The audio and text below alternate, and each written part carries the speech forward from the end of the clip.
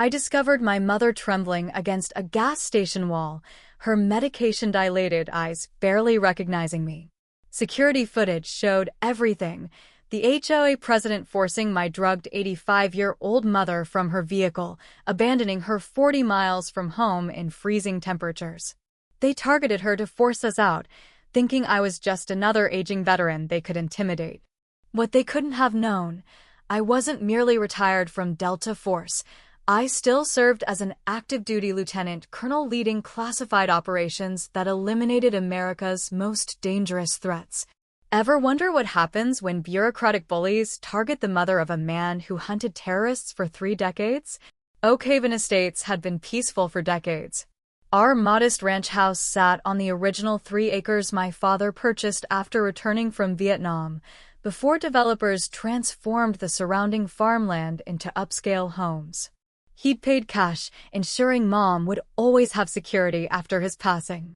For 15 years after his death, Mom tended her victory garden and taught neighborhood kids about native plants, becoming a beloved fixture in the community. When my combat injuries necessitated a reduced field role, I moved home to care for her as vascular dementia began clouding her once brilliant mind, a condition with intermittent periods of clarity between increasingly frequent confusion. The trouble began when Sterling Ridge Developments bought the remaining properties around us. Their hand-picked HOA board, led by Beatrice Caldwell, a 32-year-old former corporate attorney, immediately implemented their Community Excellence Initiative. Their real target, the 5 remaining original homeowners sitting on valuable multi-acre lots not subject to HOA restrictions. Beatrice introduced herself at our door one sunny April morning. "We're updating our community standards to enhance property values," she explained with a practiced smile. "Your mother's unique gardening style requires some adjustments." I explained politely that our property predated the HOA and was exempt from their regulations. Beatrice's smile never wavered, but her eyes hardened. "We'll see about that. Everyone benefits from uniformity and proper standards." The following week, we received our first courtesy notice about alleged code violations. The week after that, landscapers appeared without warning, claiming the HOA had authorized them to correct Mom's garden. I sent them away, but the message was clear. This was just the beginning. At 53, I'd seen enough combat to recognize the opening moves of a campaign. What they saw was a middle-aged son caring for his elderly mother, not Lieutenant Colonel Jonathan Hayes, who'd commanded elite units under the most classified circumstances imaginable. My father had taught me to pick my battles carefully. This one was worth fighting. The harassment was calculated. First came friendly suggestions about senior-friendly communities with medical staff. When those were declined, violations appeared. Non-existent noise complaints, accusations of unauthorized visitors, claims our American flag display violated regulations. During a neighborhood meeting, Beatrice approached me directly. "Your mother's condition is becoming concerning to neighbors. We've researched excellent memory care facilities." I responded with the same controlled calm that kept me alive during hostage extractions. "My mother's medical care is between her doctors and our family, but I appreciate your concern." What they couldn't see, I documented every interaction, installed military-grade security, placed motion sensors throughout our property, applied the same protection protocols I'd used for high-value assets in hostile territories. My neighbors saw a quiet man in his 50s who drove a modest truck and kept to himself. They didn't see Lieutenant Colonel Jonathan Hayes, who had commanded classified extraction teams in 27 countries, who still led critical operations despite my semi-retired status, whose fishing trips were actually briefings at Pentagon secure facilities. The HOA's next move came during a heat wave in July. Our water was shut off for emergency maintenance. When I called the utility company, they confirmed the request came from the HOA, claiming authority they didn't actually possess. That evening, Beatrice and 2 board members appeared at our door with bottles of water and another suggestion that perhaps a specialized care facility would better suit my mother's needs. "This heat is dangerous for someone her age," Beatrice said, her concern transparently false. We're worried about her welfare. I accepted the water but declined their suggestion. Mom's doing fine. Our generator is running the air conditioning, and I've arranged alternate water supplies. The military teaches you to anticipate and mitigate threats before they materialize. Their expressions shifted subtly, surprised that we weren't suffering as intended. They hadn't noticed the generator's quiet hum or the rainwater collection system I'd installed years ago. The following week, certified letters arrived from a law firm representing the HOA, claiming our property was now subject to their authority through annexation provisions in county regulations. It was legally baseless, a tactic designed to intimidate through official-looking documents and implied litigation costs. I recognized the strategy from psychological operations training: create stress, offer relief, repeat until the target accepts your solution. I taught these very tactics to special operations teams. Mom noticed the tension despite my efforts to shield her. One evening, during a period of clarity, she squeezed my hand and said, "They want our home, don't they? Like they wanted the Petersons' place." The Petersons, an elderly couple who'd lived across the street, had moved to Florida suddenly last year after repeated vandalism incidents. Their property was now being developed into townhomes. "Don't worry, Mom," I assured her. "No one's taking our home." What I didn't tell her, I'd already contacted former colleagues at the Pentagon about patterns of elder exploitation in real estate development. Seeds of counteraction were being planted. My quarterly medical evaluation at Walter Reed couldn't be postponed, not with shrapnel still working its way toward my spine. I arranged everything meticulously. David Chin, a former Marine and trusted neighbor, checking in twice daily, meals prepped and labeled containers, medication organized in timestamp dispensers, security feeds accessible remotely. Halfway through my 3-day absence, Beatrice approached Mom while she was tending her roses. Security footage showed her bringing tea, a peace offering, she called it. Mom, raised in an era of neighborly trust, accepted. The footage showed Mom growing disoriented within 20 minutes, clear signs of benzodiazepine intoxication I'd witnessed in field operations. Beatrice returned with 2 board members, helping a barely conscious Mom into their vehicle, disabling our security system with professional efficiency. When I returned 36 hours later, the house stood empty. David reported Beatrice had told him Mom had joined me at Walter Reed. The local police response was pathetically inadequate. Officer Miller suggesting elderly wandering despite clear evidence of our disabled security system. "Sometimes these things are family matters," he said, avoiding my eyes. Later, I discovered Beatrice's husband was his supervisor at the county commissioner's office. I reviewed the security footage immediately. The system had captured everything before being disabled: Beatrice arriving with tea in a floral cup, Mom welcoming her to the garden bench, the careful way Beatrice ensured Mom drank it all, the phone call Beatrice made immediately after, Mom's gradually slumping posture as the drugs took effect. The most damning footage came 23 minutes later, Beatrice returning with Robert Evans and Susan Davis, both HOA board members and Sterling Ridge investors, their black SUV backing into our driveway, the 3 of them half carrying my drugged mother into the vehicle, Beatrice returning to the house alone, methodically disabling our security system, then placing a printout of memory care facilities on our kitchen table. I contacted Walter Reed and arranged emergency transportation back to Missouri.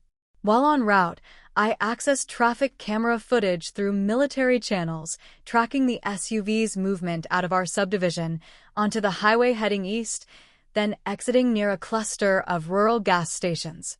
My training took over. This wasn't just a family crisis, it was an operation requiring the same methodical approach I'd applied to hostage recoveries overseas. The objective: locate and recover Mom. Secondary objective: gather evidence for prosecution. The emotions, the rage building inside me, were compartmentalized, channeled into cold, focused determination. I arrived home at 2:17 a.m. and immediately established a search operations center in our living room. Maps, communication equipment, timeline reconstruction. I contacted David, who arrived within minutes, bringing another neighbor, Scott Baker, a retired state trooper who would remain a key ally throughout the entire operation. "This is criminal," Scott said, reviewing the footage. "But Beatrice's husband has half the county in his pocket." "I'm not counting on local authorities," I replied. "I'm counting on us."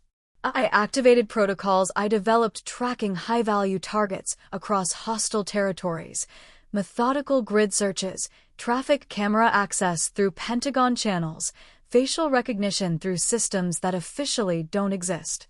At hour 22, a hit, Mom's distinctive silver hair captured on a Shell station camera 43 miles away.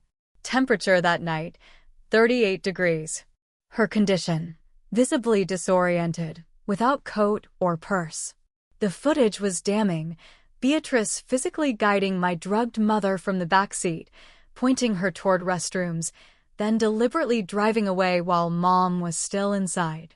The night attendant found her confused, unable to remember her name or where she lived, keeping her in the heated store overnight when she couldn't provide contact information. What devastated me most, Mom had been trying to remember my number.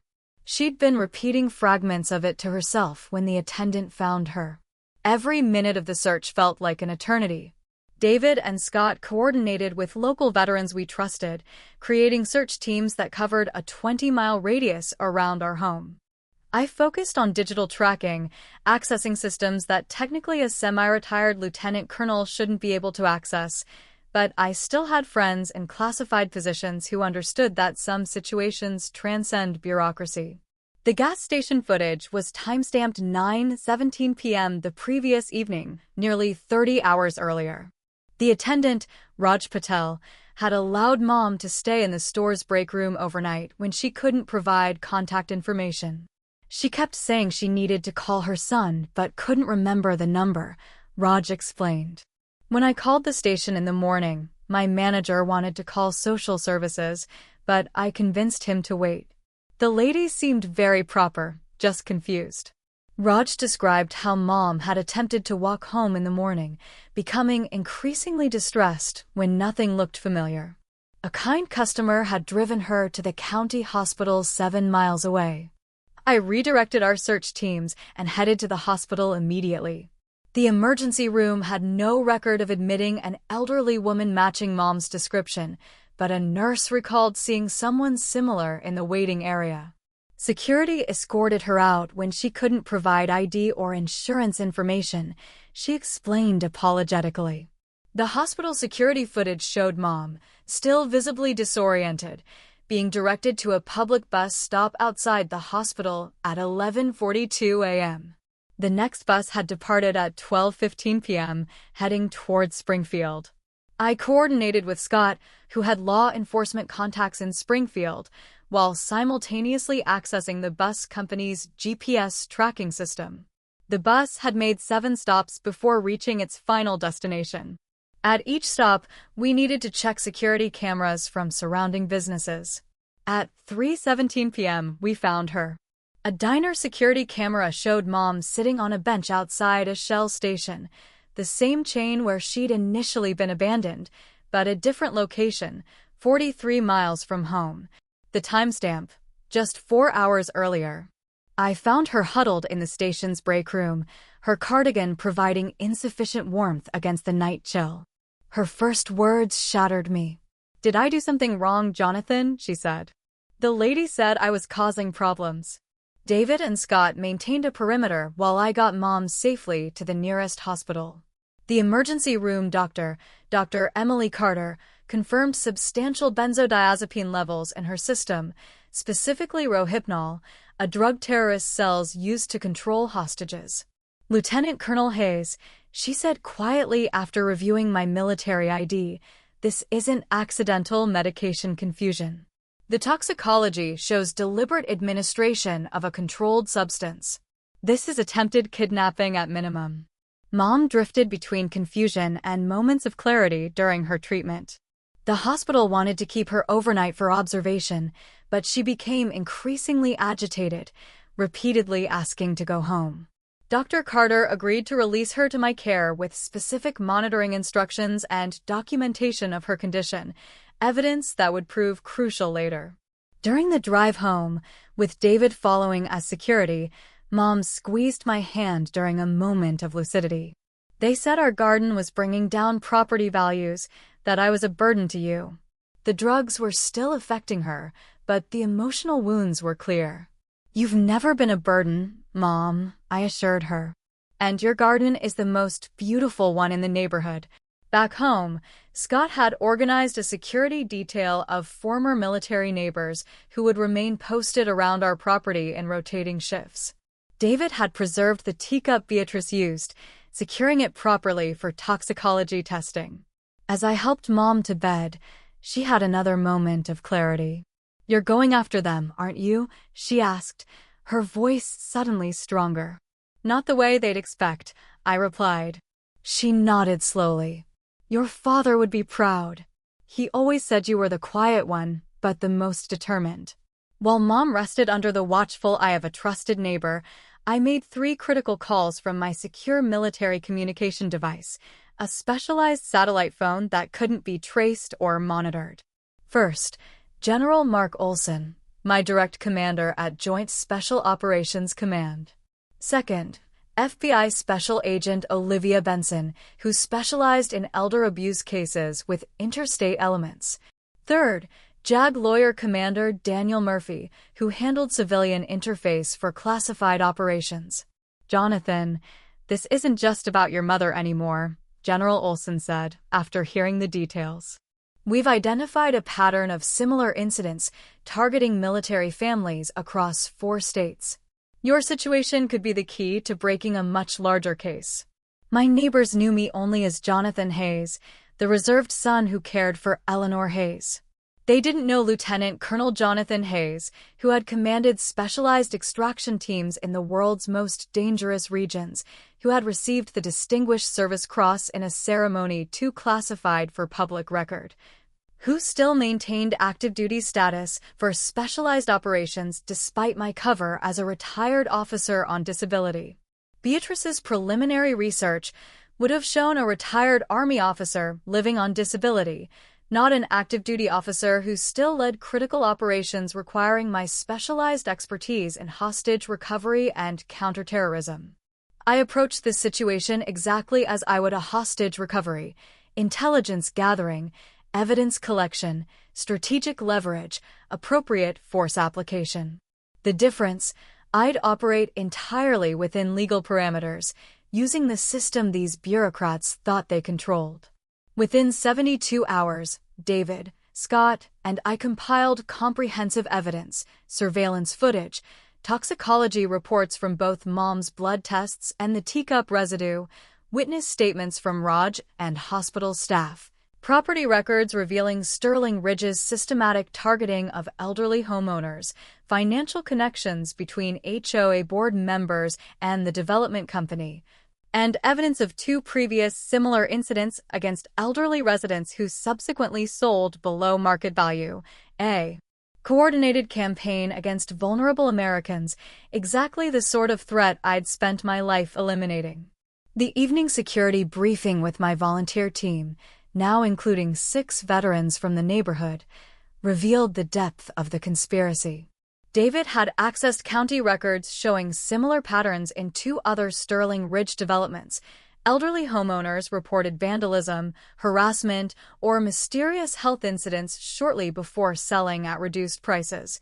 Scott's law enforcement contacts confirmed that complaints about these incidents were consistently buried, never investigated, never documented officially. The corruption extended through the sheriff's department to the county commissioner's office. They'll deny everything, Scott warned. Beatrice's husband controls half the county budget. Then we go above the county, I replied. This stops now. I hadn't revealed my full military status to these men. Operational security becomes instinctive after decades in classified roles. But they sensed something in my demeanor, the quiet certainty that resources beyond their imagination were being deployed. The next morning, I briefed a secure video conference with federal officials whose identities would shock most civilians. The evidence was presented methodically, connections drawn to similar cases nationwide. Elder exploitation had become a sophisticated criminal enterprise, targeting specifically vulnerable demographics, particularly military families. "This isn't just about my mother," I explained. "It's a systematic targeting of those who served our country and their families. The perpetrators are counting on local corruption and limited federal oversight." Senator Claremont, a former naval intelligence officer who understood my actual role in national security, was particularly disturbed by the pattern. "This warrants immediate intervention," she noted. "I'll speak with the Attorney General personally."